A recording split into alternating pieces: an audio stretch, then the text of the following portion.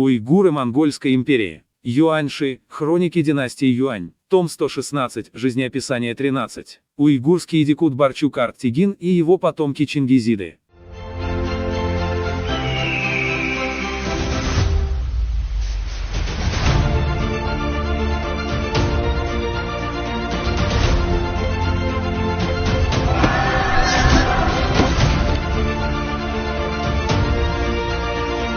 Барчук-Арт-Тегин идикут. Титул идикут – это царский титул уйгуров. Уйгуры – это хойхэ эпохи Тан, их царской ставкой был Каракарум. В эру правления Хайчан, 841-846 года, хойхэ постигли внутренние смуты, также на них напало соседнее государство, сожгли их ставку, их части расселились. Остатки народа переселились в Хоучжоу, Карахаджо, они также владели землями Бейтин-Бали, Бишбалык, на севере доходили до реки Ачжу, Иртыш, на юге граничили с Сявсуджоу. На востоке доходили до Удуня, Донхуань, на западе граничили с Тибетом, сменили китайское название уйгуры с хайхэ на вейвур. Ко времени Юэсин Тимура, отца Барчук-Арт-Тегина, они были вассальным государством западного Ля. Когда Барчук-Арт-Тегин вступил на престол, правитель западного Ля Ачжелугу отправил своего великого наставника Шацзюня надзирать за его государством, но тот своевольничал и самовластно распоряжался. Барчук-Арт-Тегин не мог этого вынести. По совету государственного министра Пелига Тимура заключил с монголами союз для внешней поддержки, затем убил Шацзюня, отправил своих сановников Бэцэзис, Алинь Тимура и других для выражения преданности. Это был 4-й год правления Тайцзу Чингисхана. Еще не отправившись по приказу, как раз прибыли посланцы Чингисхана Анлубу-Йону и другие. Барчук-Арт-Тегин очень обрадовался. Оказал им щедрый прием, приказал Бэцэзис вместе с посланцами отправиться ко двору и передать, слышал от проходящих людей, что Каган величествен и великодушен, умело успокаивает народ, вот и отказался от старой дружбы с каракиданями. Отправляю посла для выражения искренности, а также сообщаю о положении в государстве Гурхана. Не ожидал, что ваши посланцы, преодолев дальний путь, первые снизойдут до нашего государства. Это подобно тому, как тучи рассеиваются и видно солнце, лед тает и получается вода, радости нет предела. Отныне и впредь желаю вести свой народ быть вашими слугами и сыновьями. В то время Меркит Тахтоа был убит стрелой, его сыновья Хуту и другие, положив голову отца в ящик, переправились через реку Иртыш и собирались бежать к уйгурам. Сначала отправили своего подчиненного Эбугана для заключения мира с уйгурами. Барчук-Арт-Тегин убил его. Когда Хуту прибыл, он сразился с уйгурами у реки Чжань, потерпел поражение и бежал. Барчук-Арт-Тегин, зная, что меркиты были заклятыми врагами Чингисхана, отдельно отправил посланцев Арселан-Ваджи, Хучелу-Ваджи, Баладезини и Наньхая налегке, на быстрых конях. Опередив Бэцэзис, прибыли с сообщением о победе. Вскоре Бэцэзис вместе с Анлубу-Йону также прибыли. Чингисхан был очень доволен и сказал: «Идикут действительно может проявить искренность и приложить силы для меня». Затем вновь отправил Анлубу-Йону с наградами, а также пожелал местные товары. Вскоре Барчук отправил посланцев с драгоценностями и местными товарами для представления в качестве дани. Весной в 1211 году Барчук представился Чингисхану в походной ставке на Керулене, сказав в докладе: «Если ваше благосклонное внимание снизойдет до меня, близкие и дальние узнают, что я смог найти место в складках одежды вашего величества, присоединившись к ряду 4 сыновей, это будет великое счастье». Чингисхан, тронутый его словами, отдал ему в жены свою дочь, госпожу Ханум-Алага, поставив его в ряд 5-м сыном. В 1219 году императорский кортеж лично выступил в западный поход. Барчук-Арт-Тегин во главе 10-тысячного войска следовал за ним, вместе с царевичем Джучи взял город Янгикан. По приказу во главе своих войск вернулся. Позднее также следовал в походе против западного Ся, имел заслуги. Изначально Чингисхан предназначал госпожу Ханум-Алага в жены Барчук-Арт-Тегину. Его главная жена ревновала и не позволяла жениться. После смерти жены, когда Угэдэй вступил на престол, только собрались отправлять принцессу для брака, как принцесса вскоре скончалась. Вскоре и Барчук-Арт-Тегин также скончался. Сын Кэши-Маин унаследовал титул, вскоре умер. Младший брат Салунг-Тегин унаследовал титул. В начале правления Сянь-Цзуна-Мункэ Салунг прибыл ко двору. В Бишбалыке были ложные слухи, что Салунг хочет перебить всех подданных, исповедующих ислам. Его слуга донес властям. В то время Сайфу-Хэддин управлял Бишбалыком, он пригласил Салунга вернуться для расследования. Выяснилось, что этого не было. Однако его слуга упорно свидетельствовал об этом, дело стало известно двору, приказали Менгесарю провести повторное расследование. Под пытками Салунг оговорил себя, и тогда его казнили. приказали его младшему брату Юйгулун Читэгину занять его место. Мунка хан в то время имел претензии к потомкам Угэдэя, всех старых слуг Угэдэя среди уйгуров, из-за этого почти всех изгнали. Юйгулун Читэгин скончался, его сын Мамула Тэгин унаследовал титул. Во главе войска Тамачев 10 тысяч человек следовал за Мунка ханом в Шу-Сычуань, осаждал Хэчжоу. После возвращения войск скончался. На третьем году эры правления Чжиюань, 1266 год, Шидзу Хубилай повелел его сыну Хачихар Тайгину унаследовать титул. Позднее на него напал Дува, уйгурский народ разбежался, указом предписали Хачихар Тайгину собрать и успокоить их. В 1285 году Дува и Бусыба, Бука-Темур во главе 120 тысяч войск осадили Хачжоу, Карахаджо заявив, Ачжица и Зияолучи имеют войско в 300 тысяч, но все равно не могут противостоять мне. Как ты смеешь одним городом сопротивляться мне? Хачихар сказал, мои предки из поколения в поколение имели здесь государство. При жизни – это мой дом, после смерти – моя могила. В конце концов не последую за тобой. Осада длилась 6 месяцев и не снималась. Наконец, Дува привязал письмо к стреле и выстрелил в город, говоря, я тоже потомок Чингисхана, почему не присоединяешься ко мне? К тому же твой предок тоже женился на принцессе, если можешь выдать за меня свою дочь, то сниму осаду, иначе буду атаковать тебя. Хачихар сказал, разве я пожалею одну дочь, чтобы не спасти жизни народа? Но я в конце концов не увижу ее. Вывел свою дочь Елей-Хамиши. На богатых покрывалах спустил с городской стены и отдал им, тогда Дува отступил. Позднее Хачихар прибыл ко двору, Хубилай восхищенно вздохнул. Он женился на принцессе Бахар, дочери Динце Зуна, Гуюк хана, и дополнительно ему пожаловали 20 тысяч дин ассигнаций для помощи его народу. Хачихар, поскольку Хаджоу Карахаджа был разорен, переселился на место Хами к югу от округа. Его военные силы были малочисленны и слабы, северное войско внезапно напало, он пал в бою. Трое сыновей, Нюлин Тайгин, второй, Сэн Читай, третий, Сюйсюэ Тайгин. Нюлин Тайгин был еще мал, он прибыл ко двору и просил войска, чтобы отомстить за отца. Хубилай восхитился его храбростью. Он женился на принцессе Булухань, внучке Угэдэя, после ее смерти женился на ее младшей сестре, принцессе Бабуча. Указом предписали Нюлин Тайгину оставаться в Юнчане и ждать совместного выступления с военачальниками Северного похода. Как раз когда Тусима Тибета подняли мятеж, приказали ему, как Жунлу Дафу и Пинч Жанши во главе своего войска Тамачи в 10 тысяч человек усмирять Тибет. В начале эры правления Чжида 1308 год его отозвали обратно, он наследовал как Идикут, пожаловали золотую печать. На третьем году эры правления Янью, в 1316 году, впервые на основании прежних прецедентов пожаловали титулом князя Гаочана. Дополнительно пожаловали печать с верблюжьей ручкой, учредили должность наставника князя. Его княжеская печать с верблюжьей ручкой действовала в китайских землях, печать Идикута действовала в пределах уйгурских земель. После смерти принцессы Бабуча женился на принцессе Улачжэнь, дочери князя Ансиананды. Вновь основал уйгурский город. На пятом году в 1318 году скончался. Трое сыновей, Темур Буха, Сэзянь Цзи и Тыпину. Темур Буха в эру правления Даде 1297-1307 годы женился на принцессе Дорджи Сымань, внучке Куадуань, сына Угэдэя. В эру правления Чжида 1308-1311 годы следовал за отцом ко двору, остался для несения дворцовой стражи, также служил императрица-матери в восточных палатах. В звании Чжун Фэндафу управлял делами Идикута. Затем вышел на пост Даругайчи Гунчана и других мест, охранял княжеский титул для своего дяди Цэйн Читая.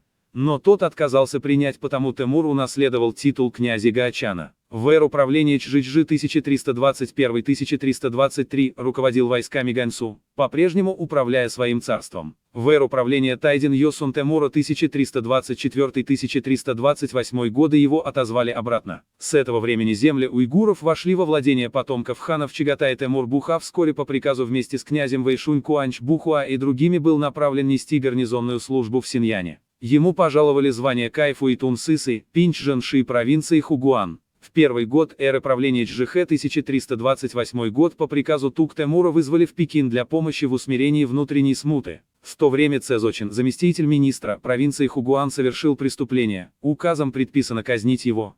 Темур Буха подал за него прошение, и в итоге он был помилован. Тот человек обычно не ладил с Темур Бухой, все восхитились его великодушием. Темура оставили и пожаловали Кайфу и Тунсысы, высшего сановника, Шанчжуга, старший столб государства, Лу Цзюньгэчжунши, регистратор армии и государства, Чжишуми Юниши, министр обороны. Титулы Идикута и князя Гаочана уступил своему младшему брату Цзяньцзи. На втором году эры правления Тиньли 1329 год пожаловали Цзо Чинсином, премьер-министр. В третьем месяце перевели на должность Тайце Зэйчжанши, управляющий наследником престола. В 10 месяце вновь пожаловали Юйши Дафу, великий цензор, перевели на Чжишуми Юниши, министр обороны. В первый год эры правления Юаньтун 1333 год вновь стал Юйши Дафу. На шестом году эры правления Чжичжэн 1340 год пожаловали Цзо Чинсином, наблюдал за составлением государственной истории. На первом году эры правления Чжичжэн 1341 год отстранили. На 11 году 1351 год были клеветники на Темур-Буху перед Чинсином Токта, ложно обвинявшие его в заговоре с целью причинения вреда сановнику. Токта доложил императору и его казнили. А также казнили Юйши Дафу хан Цзяна. Еще хотел убить Тайпино, младшего брата Темур-Бухи, Шаншу Шинсинбу, министр юстиции, Сун Вэнь Цзань, считая, что нет достоверного обвинительного заключения, опротестовал это, и Тайпино наконец избежал казни. Цзяньцзи на втором году эры правления Чжишунь 1331 год как Идикут и князь Гаочана передал титул Тайпино. Умер. Сын Юэлу Темур унаследовал титул, позже умер. Сын Сангэ унаследовал титул. Сюйсюэ Тэгин, зять императора, правый Чэнсян, пожалован титулом князя Тунчана. Сын Даэрдэ Тэгин, зять императора, Чэнсян провинции Цзиньчжэ, пожалован титулом князя Цзиннани. Сын Даэрдэ Тэгина, Баян Буха Тэгин. Баян Буха Тэгин, прозвание Цзянья, был свободолюбив и любил учиться. Изначально благодаря милости за отца занял должность Тунчжи Синчжоулу, затем перемещен в Цзиньдэлу. Бандиты из Хайчжоу напали на Суянь, Баян Буха Тэгин во главе правоохранительных сил разбил их, также захватил мятежного бандита Фан Цзиньчжи из Чуньяни. За заслуги повысили до Цзунгуаня, губернатора своей области.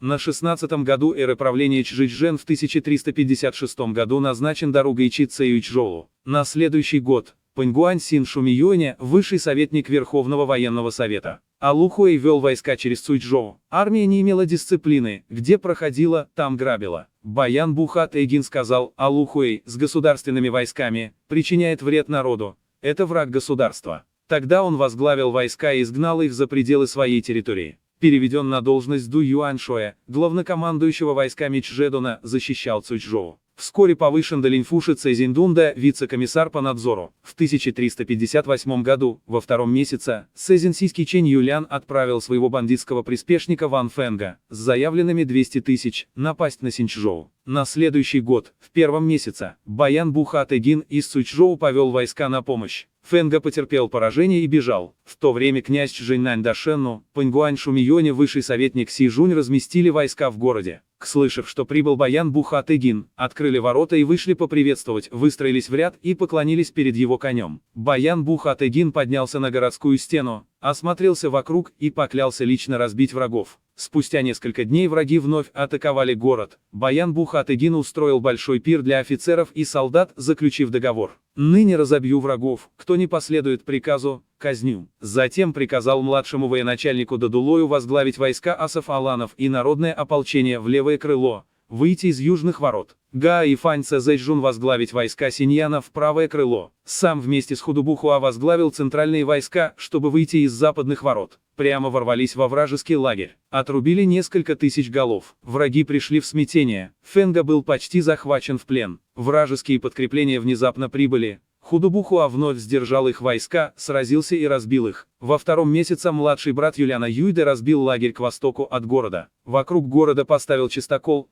Атаковал все яростнее, также отправили ложного Ваньху Чжоу Бэо Цзя для уговоров сдаться. Гаи тайно сговорился с врагами, обманул Худубухуа, сказав, что если встретиться с Фэнга, то военный конфликт можно уладить. Худубухуа поверил ему, повел Фань Цзэйчжуна и 10 человек навстречу. Фэнга заключил их под стражу и не отпустил. На следующий день Фэнга приказал Гао и хитростью заманить Баян Буха Тэгина. В то время Баян Буха Тэгин сидел на городской стене, увидел, что Гаи один подъезжает на коне. Баян Буха Тэгин сказал ему: «Ты заманил 10 военачальников, ни один не вернулся. Теперь вновь пришел заманить меня. Мою голову можно отрубить, но ноги не сдвинутся с места». Затем перечислил всю его вину и обезглавил. С тех пор днем и ночью сражался с врагами. Летом в 4 месяце был кто-то громко кричавший под городской стеной: «Есть указ». Советник Хайлудин подошел к городской стене и спросил, откуда указ. Тот ответил, из Цзиньси. Хайлудин сказал, это враги. Мы сановники юаньской династии, разве можем принять ваш ложный указ?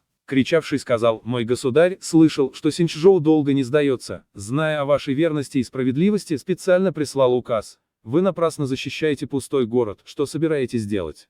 Хайлудин сказал, ты слышал о подвиге Чжан Суяна? Ложный посланец не ответил и ушел. Баян Бухатыгин усмехнулся и сказал, враги хотят, чтобы я сдался, но с городом я разделю общую судьбу, это я уже обдумал. В то время армия и народ ели только траву, побеги, чай, бумагу. Когда это кончилось, собрали подошвы сапог, варили и ели. Когда и это кончилось, выкапывали мышей, ловили птиц для еды. В 6-м месяце Фэнга лично пришел атаковать город, не прекращая ни днем, ни ночью. Враги прорыли более 100 подкопов, либо лезли на стену по лестницам друг за другом. Вань Хугэу-Майер со своим отрядом перешел на сторону врага и город пал. Си Жунь сдался, Дашенно и Хайлудин оба погибли. Баян Бухатыгин, сражаясь из последних сил, не смог и тогда перерезал себе горло. Его военачальник Цай Ши перебил всех своих жен и детей, а затем вместе с Цзянгуаном сражался с врагами на улицах. Цай Ши был убит, Цзянгуан был захвачен Фэнга. Враги, восхищенные храбростью Цзянгуана, уговаривали его сдаться. Цзянгуан сказал, я лучше умру верным, чем буду жить сдавшимся. Вы бандиты, разве я склонюсь перед вами? Враги в гневе четвертовали его. Был еще некий Чэнь Шоу, житель Синьчжоу. Баян Бухатыгин, зная, что у Шоу есть физическая сила, нанял его в правоохранительные службы. После поражения в бою он был схвачен врагами, ругался и не покорился. Враги сожгли и убили его. До этого, когда Баян Бухатыгин шел на помощь Синьчжоу,